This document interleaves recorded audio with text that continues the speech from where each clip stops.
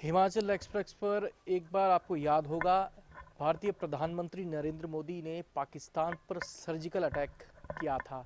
जब surgical strike हुई थी उस समय भारतीय जवान जो है वाहवाही का केंद्र बने थे। लेकिन उसी तहत हिमाचल प्रदेश के पुलिस में कांस्टेबल पद पर रहते हुए हिमाचल प्रदेश का एक युवा जो काफ़ी चर्चा में बना, सोशल मीडिया पर छाया रहा, वो कविता जो आपके जहन में याद होगी।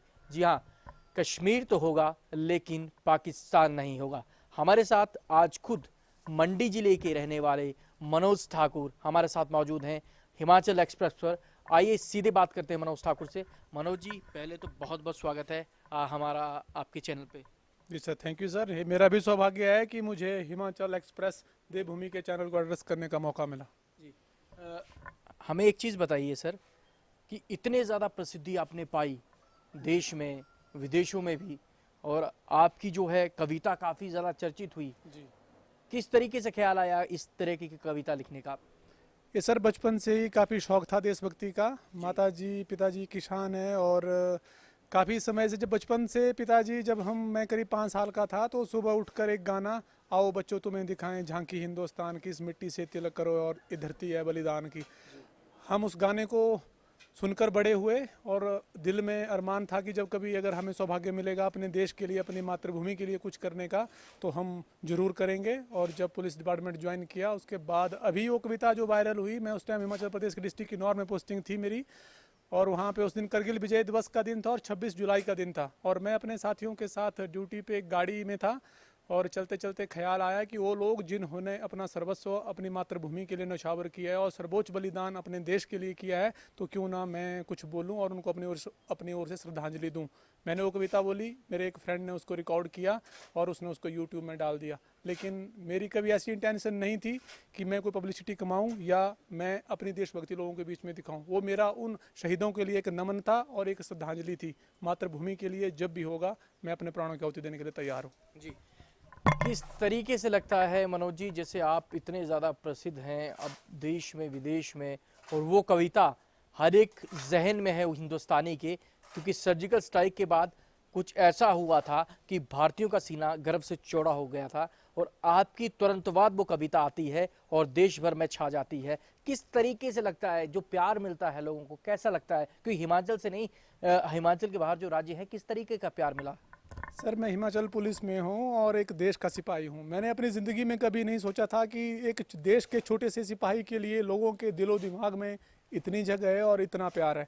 मुझे भारत से बाहर से भी अपने लोगों के फ़ोन आए और उन्होंने मुझे शुभकामनाएं दी, और देश के लिए मर मिटने का जज्बा उनमें भी है। और काफ़ी सारे लोग ऐसे हैं जो अपनी मातृभूमि के लिए मर मिटने का जिगर रखते हैं, लेकिन वो मेरा सौभाग्य था कि मेरा जज्बा लोगों के बीच में आया और लोग उसे अपनी आवाज़ सुनकर अप्रिशिएट कर रहे हैं।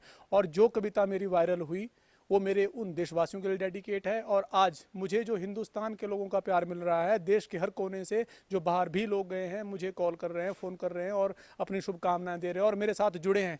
और मैं हमेशा ये उनसे भी अपील करता हूँ और उन माँओं से भी अपील करता हूँ कि वो हमेशा ही अपने बच्चों में, जो बच्चे उनके आंचल की छाँव में पल रहे हैं, उनमें देशभक्ति का जज्बा जरूर भरें। और मैं चंद पंक्तियाँ अपने उन देश के वीरों के लिए जो सर्जिकल स्ट्राइक किया उसके जी बाद। जी, दो पंक्तियां वो फिर से हो जाएं, वो जज्बा एक बार फिर से पैदा हो जाए देशभक्ति का। जी, मैं रिपीट करना चाहूँगा।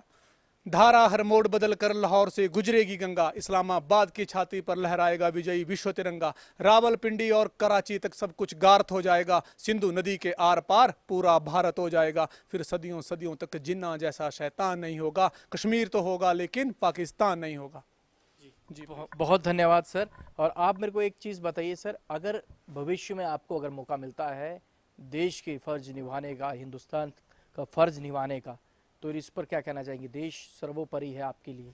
सर, मेरे लिए मेरा देश, मेरा वतन, मेरी मातृभूमि सर्वोपरि है।